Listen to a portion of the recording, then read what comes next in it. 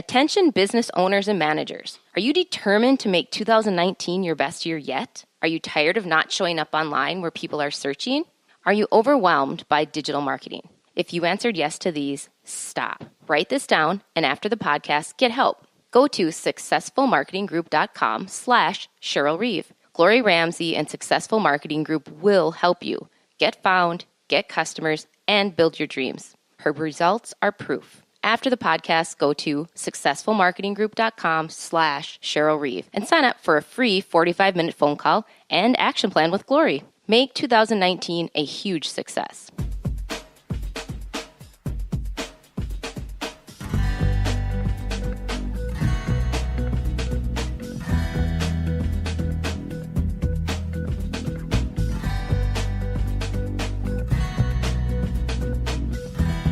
We have a lot to talk about this week. This is the Cheryl Reeve Show, part of the TalkNorth.com podcast network.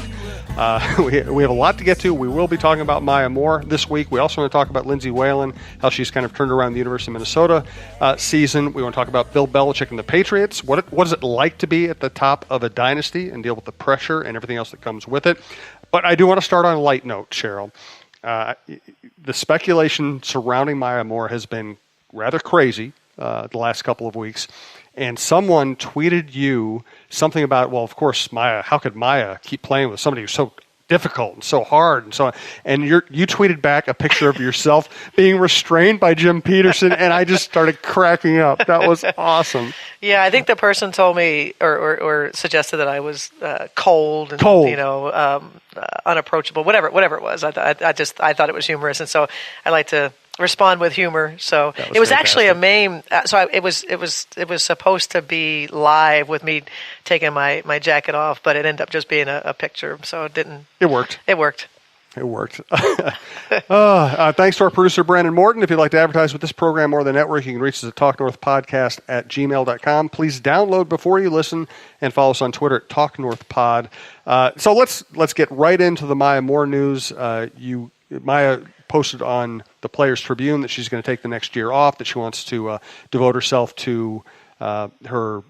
Well, I'll let you describe it. It's better coming from you. Yeah, Maya, as many of our fans know, that this is a close-knit group, and there have been conversations with Maya, obviously well before the announcement was made. So we've known about the pull for Maya with regard to trying to find a balance in her life of being able to walk more fully in a direction towards her faith and ministry.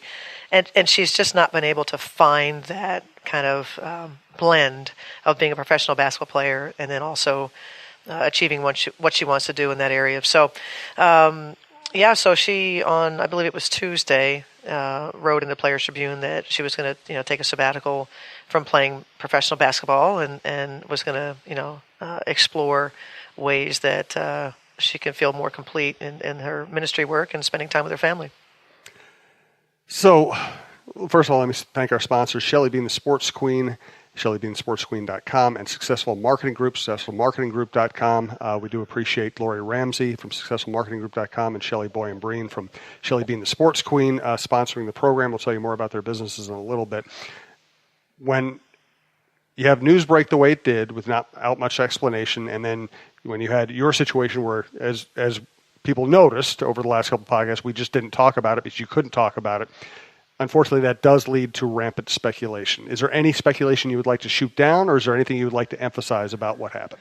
Well, the difficulty, and that's what we go back to the beginning when the story broke, and the difficulty in being able to talk detail at that particular time. There were a lot of things a lot of moving parts, a lot of things at stake. There was a plan in place as far as timing and making sure that people in Maya's both professional life and personal life knew before it had gone public. And so we were in the process of taking those steps. And so, essentially when it came out, it wasn't my place to tell Maya's story. And so I understand, by there not being much detail as what people want, that it led to speculation. I can just basically, in a nutshell, say all the speculation is wrong other than what Maya wrote. And I also understand in saying that people are going to speculate anyway. They're going to, say whatever they need to say, and I can't control that. I know Maya's truth.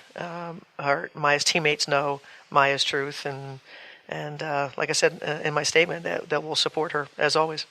And for people who feel like we should have addressed it the last couple of podcasts, basically we talked about it before the shows, and you couldn't say anything, and I just didn't see a lot of value in me saying, "Hey, what's going on with Maya Moore?" and you saying no comment. So we decided just and it's not our to show, address Jim. it. Right? It's also our show, but I also think that the people, one of the arguments I saw was, well, come on, at least get her to say no comment. I just didn't see any value in that. And the other thing is, this is a talk show. We want it to be entertaining. We want to get to things that we think are important.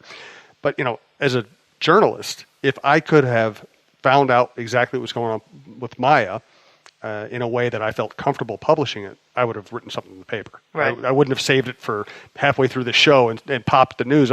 If I had known in a way that I felt I could responsibly report it, I would have had something in the paper, or Kent Youngblood would have something in the paper.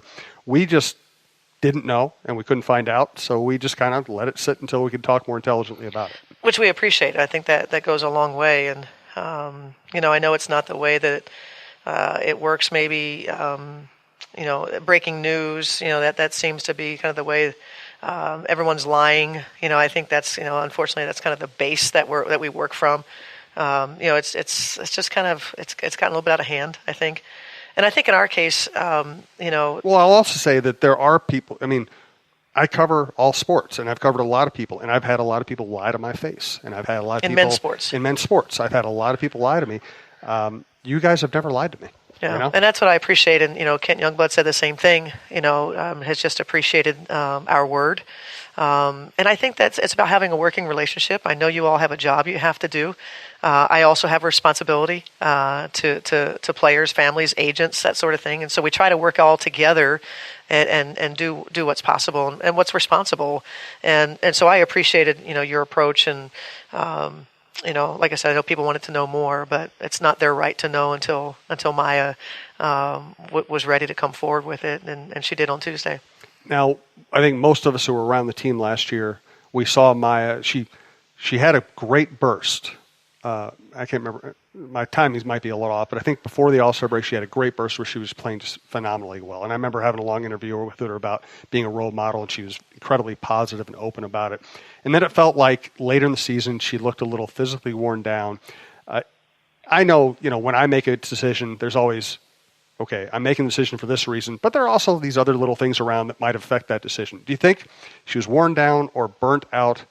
And in conjunction with that, because we don't see many, NBA players take time off, if the WNBA were at a point where she was getting paid a lot of money and could maybe, satisfy her other interests financially, could that have made a difference? Yeah, the first part of it, it wasn't a great season for our team as we compare it to our championship seasons and where we won 25 games, on average. And so I think what we saw was, as a group, that we found our players being pulled in different directions and priorities begin to shift. And so I don't single out Maya in this case as that she was burnt out or any of those other things. I think that you saw our team struggle in ways that we had not in past seasons, and it's more than just Maya's situation. I think from a financial standpoint, that's really hard to answer, because I think people that are of strong faith and have interest in walking more closely, the walk that they want to walk at the time that it takes. Some people say, well, I can do my job and I can go to church on Sunday and I Bible study that. Well, that's obviously not enough for Maya. Maya is wanting to invest more time than just those moments that maybe other people think that are so easy to combine your professional life and your personal life. I would argue that being Maya Moore is not easy. It goes with its challenges. With success, comes other challenges. Now, you certainly prefer, to have the success. But I think that for Maya, she tried different things along the way. And being a professional women's basketball player means that you're playing the WNBA and then you're going to go play in another league in the off season. So you're never really getting a break. And so Maya started the process with taking off the off season and didn't go overseas. She tried that route. She tried maybe modifying, the things that she would do to prepare. She tried, she went over for a short season, I think, in Russia last year. You're trying to balance all of that. And at the end of the day, none of it was working for her in terms of where she is at the age of 29, turning 30 in June, that she just wants something different right now. And I think we owe it to her to, I know it sounds like something, because it's not common. It's not common. You don't hear it from men professional players, and it's largely because you're dealing with millions of dollars. But I think in Maya's case, it's a hard question for me to answer, because I don't know, whether that would have swayed her decision or not. Thanks to Gloria Ramsey of SuccessfulMarketingGroup.com. Go to SuccessfulMarketingGroup.com/Cheryl Reeve to get a free 45-minute action plan, or you can take as much time as you want. I'm sure you could probably do it in less time than that if you wanted. She can help your business show up on page 1 of multiple search engines. She can help pretty much any business, heating and cooling companies, auto repair companies, businesses with multiple locations. She can get you found. She can put you on the map, and she can help you make more money and promote your business. She does it with comprehensive marketing systems and strategies that provide the business with everything they need in one package from one company, serving one strategy in many ways: websites, videos, blogs, press releases, and more.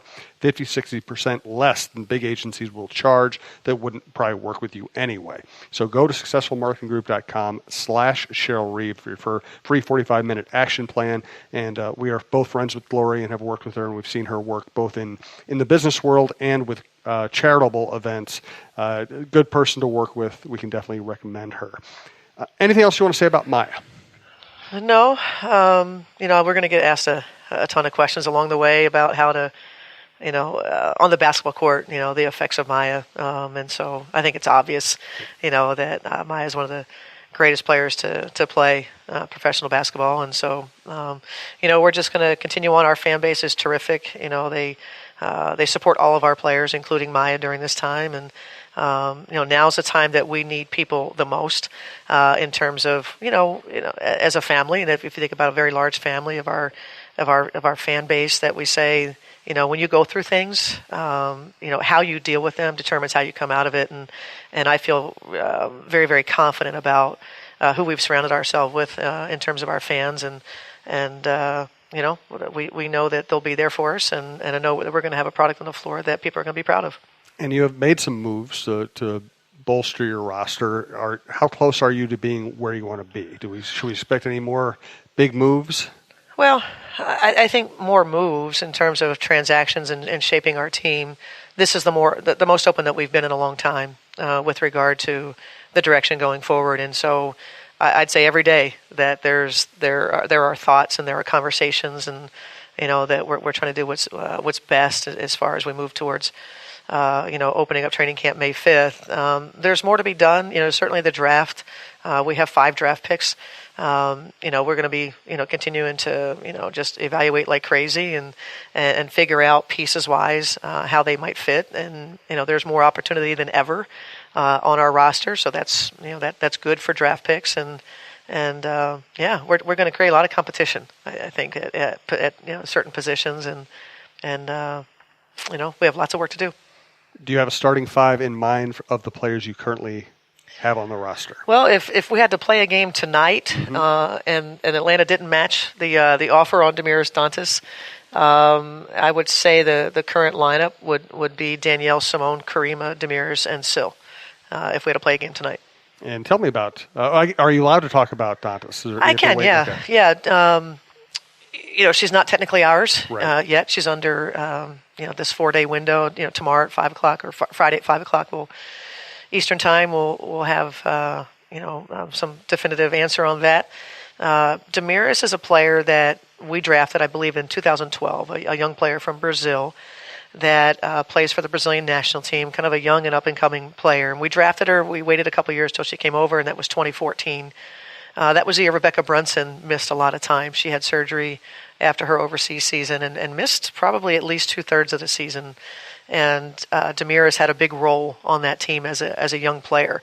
doesn't speak very good English, and but at all times knew